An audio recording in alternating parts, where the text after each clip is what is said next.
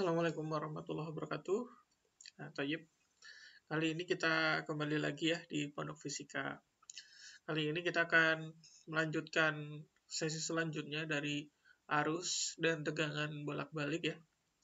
Kalau belum nonton yang sebelumnya, bisa dilihat di channel kita juga gitu ya, yang judulnya arus listrik bolak-balik ya, bagian mukodimah. Baik. Nah, pada kesempatan kali ini ya, kita akan membahas tentang arus dan tegangan bolak-balik ya. Arus tegangan bolak-baliknya. Kalau kemarin baru mukodimahnya. Ya, kalau sekarang ke pokok intinya. Bahasan kita akan kita mulai dari generator AC ya. Generator itu ada dua, ada generator DC dan generator AC ya. Nah, karena bahasan kita adalah arus bolak-balik, maka bahasanya adalah AC ya, bukan DC. Kalau generator DC dibahasnya di arus arah. Oke, generator AC ya, kurang lebih skemanya seperti ini.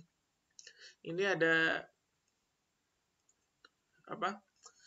magnet ya, ini selatan, ini utara.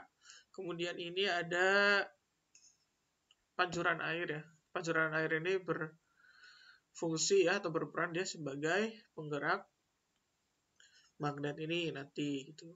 Kemudian di sini ada kumparan ya, yang terdiri dari 3 lilitan. Nah, kemudian dihubungkan ke resistor dan dihubungkan juga ke voltmeter ya. Seperti itu. Nah, apa yang akan terjadi gitu ya di generator AC ini gitu. Coba kita play ya, perhatikan bersama-sama. Ya, perhatikan. Oke, stop dulu. Pertama, yang perlu kita perhatikan ya, magnetnya ya. Kemudian yang kedua adalah partikel-partikel yang ada di dalam kawat ini ya, atau di dalam kumparan ini. Yang ketiga itu perhatikan juga bagian ini, voltmeter ya. Oke, kita ulang deh. Magnet berputar. Nah, partikel ini maju mundur ya. Sedangkan voltmeter ya, positif, negatif, gitu ya. Seperti itu terus gitu ya. Oke, nah peristiwa ini adalah peristiwa induksi elektromagnetik gitu. Nah, di sini ya, magnet ini ya, ketika magnet ini berputar ya, yang diputar oleh pancuran air ini akan menjadikan flux yang ada di kumparan ini ya, flux yang menembus di kumparan ini, dia akan berubah-ubah gitu. Berubah-ubah fluxnya gitu.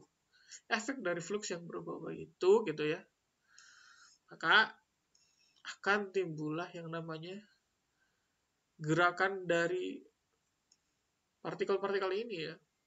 Nah, adanya partikel yang bergerak di dalam suatu penghantar ya, atau di suatu konduktor ya, maka dia timbullah arus listrik ya di kumparan ini gitu ya. Nah, geraknya partikel ini bagaimana coba? Nah, gerakan partikel ini itu tidak mengikuti lintasan ya, full gitu, tapi dia hanya maju mundur gitu. Sehingga arusnya pun ya, atau tegangannya pun yang kebaca ini ya, dia juga maju mundur gitu. Nah, tegangan ini ya, yang timbul karena adanya induksi elektromagnetik ya, makanya disebut juga dengan tegangan induksi atau GGL induksi, satunya volt. Nah, secara otomatis karena di sini timbul tegangan, maka timbullah juga arus induksi ya. Arus induksi satuannya adalah ampere ya. Jadi tegangan dan arus timbul secara bersamaan. Kemudian sekarang bagaimana bentuk grafik dari arus dan tegangan bolak-balik gitu ya. Kalau kita buatkan grafik ya, ini sumbu Y ya, ini sumbu X. Sumbu Y ini nanti mewakilkan arus dan tegangan, sumbu X ini mewakilkan waktu ya, T.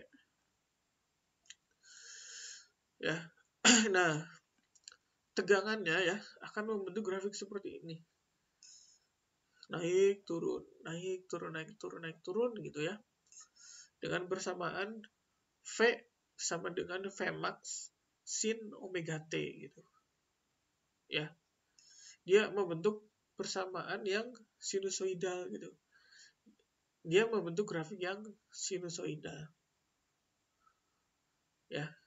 Maka grafiknya itu diwujudkan dengan sin gitu. Dengan apa? Titik tertingginya adalah Vmax ya. Tegangan maksimum gitu. Kalau di alat yang tadi bisa kelihatan Vmax-nya di mana, Vmin-nya di mana gitu. Nah, omega T-nya itu apa? Omega T-nya nanti ya dibahas pada bahasan selanjutnya. Dan kemudian arusnya juga dia naik turun gitu. Arusnya naik turun. Naik turun, naik turun, naik turun gitu ya. Dengan bersamaan I sama dengan I max sin omega T. Begitu. Ya. Nah, I max-nya adalah arus tertingginya. Ya, itu dulu.